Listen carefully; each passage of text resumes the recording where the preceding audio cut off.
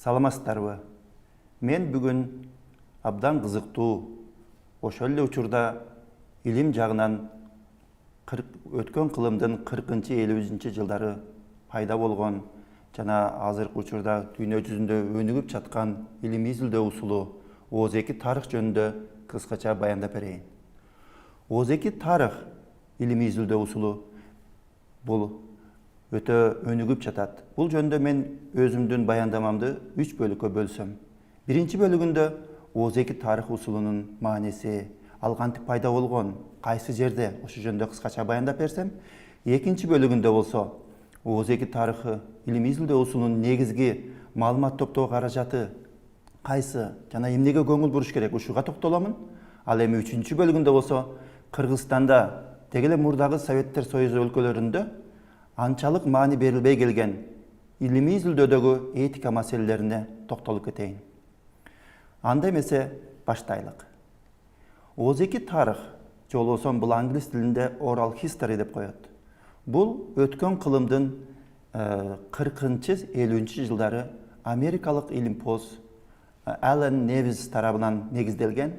Ал өзү карап көрүп туруп, ошол учурдагы Америкадагы согушка катышкан жоокерлердин оозунан жаздырып алган баяндамадан башталат. Ал эмне үчүн андай кылган? Карап көрсөк, көбүнчө тарыхты жазганда адамдар жеңүүчүлөрдүн атынан летопись деп коебуз, ошол өздөрүнүн апыртып, кантип жеңишке жетишкенин кошуп туруп мактанып жазганы тарых боюнча кала берет көбүнчө. Ал эми Аллен Невистин пикири боюнча жок, катардагы жоокер ошол түйшүк болгон каардуу согушта анын башынан өткөн кандай кыйынчылык болду. Ал ошол жоокер өзү кантип ошол отко кирди, анан өзү кантип аман калды, жолбосо жарадар болду, ошону жаздырып алып, биринчи мындай ошол жоокерден башынан өткөргөн күндү жазып алгандан баштап oral history деген бул тарыхта кала берди. Андан кийин дагы oral history, ооз-2 тарых түптөлүп, абдан жакшы жолго коюлду. Өзүңүздөр жакшы билсеңиздер керек. Илимий изилдөөдө өзү негизинен бул ооз-2 тарых сапаттык изилдөөлөрдүн катарына кирет. Сапаттык изилдөө деген бул qualitative research. Бунун негизги философиялык парадигмасы, башынан баштап айтып өтсөк, биринчи изилдөөлөр булар албетте позитивисттик изилдөө болуп туруп, бул реалдуулукту, чындыкты, ааламды кантип тааныйбыз дегенде, албетте чындык бар же жок, реалдуулук бар же жок деп туруп, мындай позитивисттик көз караш менен болгондуктан, дайыма эле изилдөө негизинен статистикалык же болбосо сандык болуп келген да. Ошого байланыштуу 50-60 жылдарга чейин сапаттык изилдөөлөргө, ошол эле азыркы учурда аябай кеңири колдонгон case study дейбизби, life history дейбизби, этнография дейбизби, аларды керек болсо илимий изилдөө катардагы эсептебей келишкен да. Ошол жагдайда oral history пайда болуп атат. Oral history'нин дагы кыскача мен айтып өтсөм, эмне пайдасы бар? Oral history дегенде өзгөчө биз кыргыздар үчүн өтө мааниси өтө чоң да. Эмнеге дегенде биз изилтеден баштап ата бабабыз муунга өзүнүн баяндамаларын, аңгемелерин, таржымалын, санжырасын айтып келген, керездерин айтып келген, мурастарын айтып келген да. Бирок кызык жери ошону биз жаздырып алган эмеспиз. Жөн гана атадан балага берилип келген. Ал эми мен ушул oral history'ни эмне деп айтат элем? Бизде тилекке каршы көбүнчө илим жагына келгенде, бул ооз-2 тарыхка көңүлчалык маани бербестен, жазылган тарыхка гана көбүрөөк көңүл бурабыз да. Ал деген эмне деген? Биздин илимпоздор көбүнчө жанагы архивтерге барабыз чуркап, китепканаларга барабыз. Ошол жерде Кытай булактары, орус булактары, араб булактары болсо, демек ал көбүрөөк научный дейбизби, илимилүүлүгү жогору дейбизби, ошолорго көбүрөөк көңүл бурабыз. Ал эми адамдын оозунан жаздырып алган бул ооз-2 тарыхты анча эле илимий деп айтпайбыз да. Ошого мындай карап көрсөңүздөр, мен үчүн ооз-2 тарых бул айтылбаган тарых, жазылбаган тарых жана айтылбаган баяндамалар. Мисал үчүн, мынау Таш төбөдөгү мисал үчүн Ата бейиттин тарыхын алалы. Ал жердеги биздин каарман энебиз, Бибира эжебиз, энебиз ушул өзүнүн атасы керез кылып таштап кеткен, айткан ошол кызым кийинчерээк ушул турмуш оңолуп кетсе ушуну айтасың, болбосо коркунуч болсо айтпагын деген нерсеси керези. Кийин канча деген ушул бир кадимкидей эле дөңсөнүн астында жаткан чоң тарыхты алып чыга келди. Ал дагы эгер коркунуч заман уланып, Бибир энебиз дагы айта албаганда, ошол дөңсө, ошол бойдон тарых болуп, эч ким кадимки эле дөңсө болуп кала бермек да. Демек, айтылбаган тарых дегендей, андай тарыхтар тилекке каршы муундан муунга айтылбай калгандыктан, же ошол жердин тарыхын билбегендиктен канча деген азыр мындай эмелер көптөгөн адамдардын турмушу, тарыхы жер астында кала берди. Муну Алан Немис деген изилдөөчү мындай деп айтып коет. Graves take away the stories. Ал эмне деген? Бул адамдын тарыхын, адамдын баяндамаларын көрүстөндөр алып кетет. Бунун эмне мааниси бар? Эгер карап көрсөк, азыр карап көрсөк, адам көрүстөндөрдө жаткан адамдар, алар өздөрүнүн күнүмдүк көйгөйлөрүн, күнүмдүк кубанычтары, сезимдери, эмоциялар менен кошо, алар өздөрүнүн жанагы эс тутумун, тарыхын кошо ала кетти да. Алар айтчу аңгемелер айтылды, айтылганда кээ бирде адам башка муундар, бала чакасы укпай калды, укканда дагы маани бербей калды. Ошолор менен көп кете берди да тарыхы. Мен да кээде өкүнүп калам. Өзүмдүн ата энем дагы, алар дагы айткан тарыхтарды мындай жаздырып калбаганыма өкүнүп калам. Демек, биз келечек муундарга айтышыбыз керек экен. Өзүңөрдүн улуу муундардан айтуучу тарыхтарын жаздырып калгыла. Себеби кеч боло электе деп туруп. Ал эми экинчи бөлүгүндө токтолуп кетсем, бул усулдары. Озеки тарых усулунда бул негизги инструмент бул интервью болуп эсептелет. Интервью болгондо дагы мындай жакшы жагдайда ошол баяндама кылып айтып берүүчү, тарыхты айтып берүүчү адам сөзсүз өзү көргөн болуш керек ошол окуяны, же болбосо башынан өткөзгөн болуш керек, же болбосо уккан болуш керек. Ошол адамдын жанына барып, атайын мындай ыңгайлуу жагдай түзүп, аны эч кыйнабастан, же болбосо ушул анын ишенимине кирип, жакшы мамиле түзүп, анан кийин гана анын эмеси ошол айтып берүүчү адам дагы өзүн ыңгайлуу сезгенде гана өзүнүн айтчу нерсесин айта берет. Бирок ошол эле учурда мындай нерсе бар экен да. Мен токтолуп кетейин, бул эс тутум деген нерсеге. Эс тутум озеки тарыхта бул эң маанилүү нерсе. Эс тутум себеби биз адамдардын эс тутуму бул идеалдуу эмес экен да. Бара-бара адамдар унута баштайбыз. Кээде эсибизден чыга баштайт. Кээде окуяларды алмаштыра беребиз. Ошого эс тутумду кээде мындай бир нерсени эстеп туруп, адам кайра дагы суроо берип, дагы бир маңгеме курганда, же болбосо бирөө бир тарыхтын чекесин айтса, анан эс тутум бир аз калыбына келиши мүмкүн да, бирок баардыгы эле башынан өткөзгөн нерсени адам кайтарып келе албайт. Мүмкүн болушунча илимпоз катары ошол аксакалдын жанына барып отурган болсок, аксакалга суроо берип, аны кыйнабастан, жүдөтпөстөн жакшы аңгеме курсак, аксакал дагы өзүнүн аңгемелерин эстеп айтып бере алат да. Ошол эле учурда интервью жүргүзгөндө албетте илимпоздун жанында дайыма диктофон болот. Азыркы учурда жаштарыбыздын өзүнүн уюлдук телефону менин уюлдук телефонум аябай жакшы, ошого эле мен жаздырып алам дейт. Мен өзүм мындай бир аз эскиче илимпозмун. Уюлдук телефонго караганда мен сунуш кылат элем диктофон. Себеби уюлдук телефонда ар кандай техникалык маселелер болушу мүмкүн. Ошол диктофонго жаздырып, анан эс тутум дегенде дагы бир нерсеге көңүл бурсак, ошол сиздерге маалымат берип аткан адам ошол окуяны өзү көргөнбү, же болбосо ага бирөө айтып бергенби? Айтып берсе, ошол сизге маалымат берүүчү адам канчалык сонун кылып айтып бере алат. Себеби бардык эле адам бирдей эмеспиз. Кээ бир адамдар өзүнүн бардык билген нерсесин дагы иретке киргизип, кызыктуу кылып айтып бере албайт.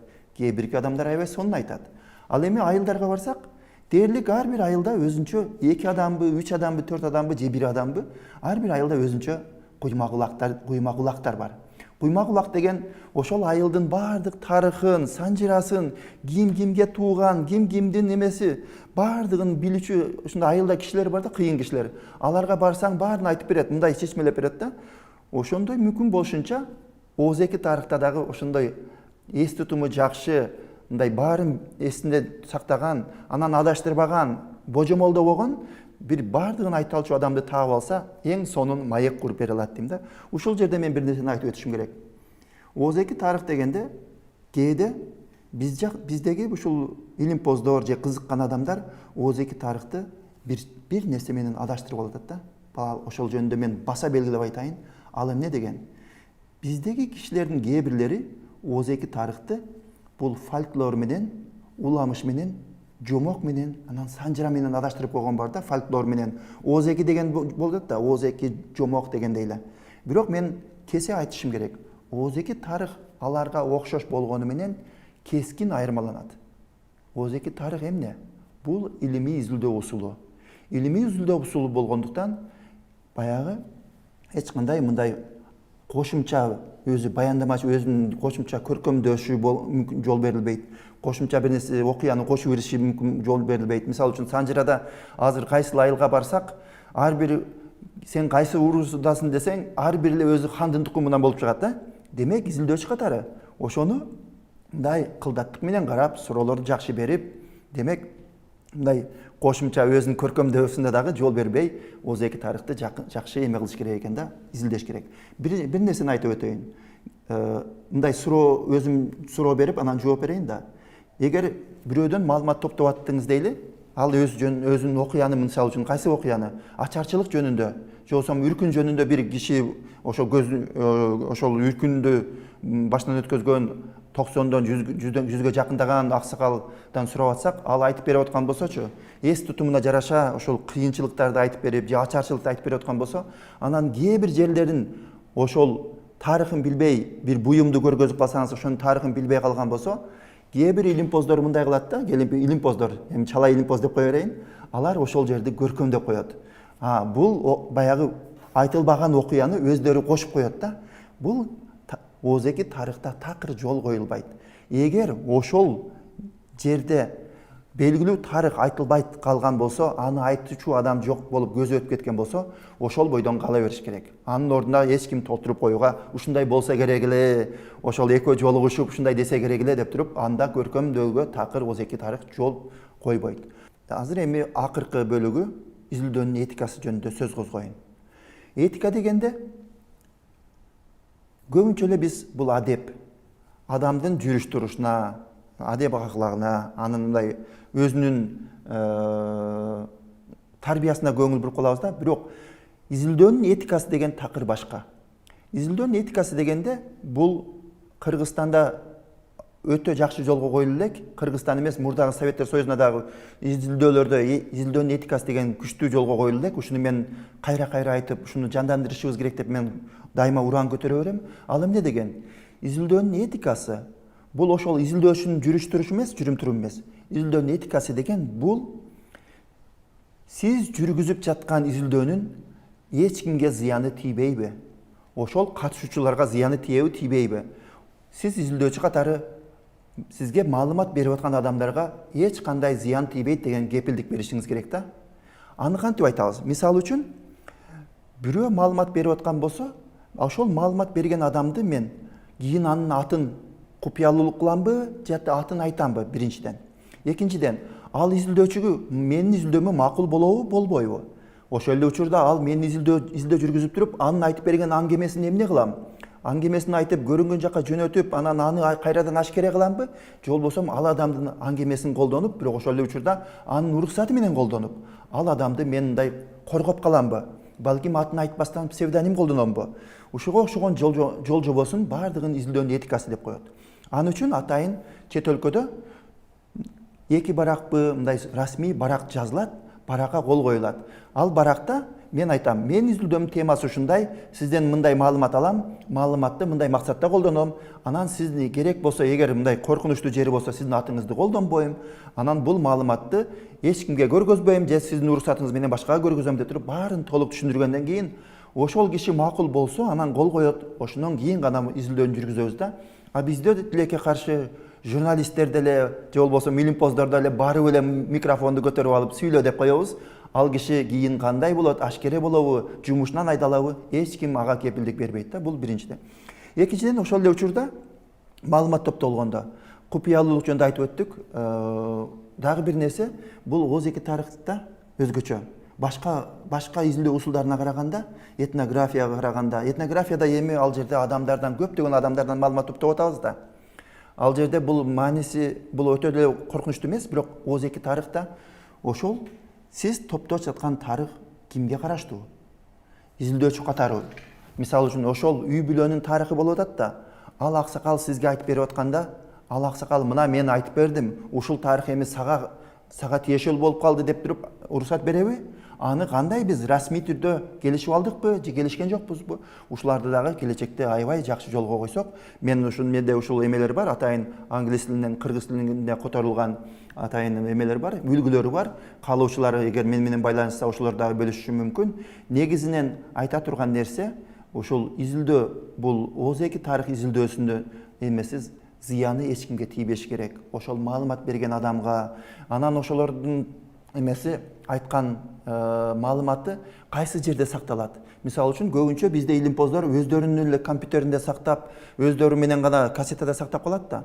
Балким келечекте ооз-эки тарых деген архивтерде же болбосо китепканада сакталса, башка бирөөлөр дагы колдоно алат да. Демек ага канча деген каражат кетип атат да маалымат топтогону. Өтө эбегейсиз, маанилүү, баалуу маалымат. Себеби ал киши көз өткөн болсо, ошол маалыматты кийинки илимпоздор дагы колдоно алабы, колдонулбайбы? Ал үчүн кандай жол жоболор болуш керек, кандай келишимдер болуш керек? Ушуларды биз илимпоздор чогуу отуруп, бир жакшы дүйнөлүк тажрыйбаны колдонуп, бир жакшы мындай жол жоболорду ишке киргизсек, анан бул ооз-эки тарыхтын дагы келечекте орду, ролу дагы будан күчөйт, будан бияка. Анан мен ойлойм, биздин тарыхчылар болобу? Неге эле ооз-эки тарых бул жалгыз эле тарыхчылардын арасындагы изилдөө эмес, ооз-эки тарых бул жалпы эле социалдык, гуманитардык илимдерге таандык да. Ошондуктан мен ойлойм, Кыргызстанда ооз-эки тарыхын өнүктүрүп, көптөгөн кызыктуу темалар изилденсе, алар ушул ооз-эки тарыхты айтып берүүчү адамдардын көзү өтүп кеткичейин алардан биз жаздырып алсак. Мисалы, бир гана кызыктуу нерсени айтып коеюн. Азыркы учурда мен эгер убактым болсо, эгер убактым болгондо бир өтө кызыктуу тарых бар да. Бул 90-жылдардагы Союз таркагандан кийин биздин канча деген кыздарыбыз, балдарыбыз чет өлкөгө кетти. Азыр миллионго жакын болуш керек, же миллиондон ашыкпы биздин жарандарыбыз миграцияда жүрөт. Россияда жүрөт, Казакстанда жүрөт, же алыскы чет өлкөлөрдө. Өзгөчө Россия менен Казакстанга барган биздин мигранттар көпчүлүгү бутка турду, көпчүлүгү кыйналды. Бирок ошо 90-жылдары алардын башынан кандай кыйынчылык өттү. Бир жагынан рекеттер, бир жагынан полиция бардыгынын башынан өткөздү. Поездда барганда канчасы кыйналды. Алардын ооз-эки тарыхын жазган азыр эч ким жок. Менимче бул дагы өзүнчө ооз-эки тарых. Билим берүү адис катары ошол чет өлкөдө жүргөн мигранттардын балдары кантип билим берүү жагы кандай болду? Кантип мектепке барып билим алышты? Ошолордун келечеги кандай болот деген бир кызыктуу тема бар. Муну мен жөн гана сунуш катары айттым, мисал катары. Айтайын дегеним, урматтуу көрүүчүлөр, ооз-эки тарыхты дагы өнүктүрө берели. Кыргызстанда ушул илим изилдөө усулу дагы өз ордун таап, биздин кыргыз элибизге кызмат кылсын. Себеби кыргыз элинде сөздү баалаган, бири-бирине мурас кылган, керез кылган, ата-энеси балдарына айтып берип, дайыма мындай багыт көргөзгөн. Ошондуктан биз үчүн ооз-эки тарыхтын абдан пайдасы келечекте да көп болот. Ушуну менен мен аягына чыктым. Саламатта болуңуздар.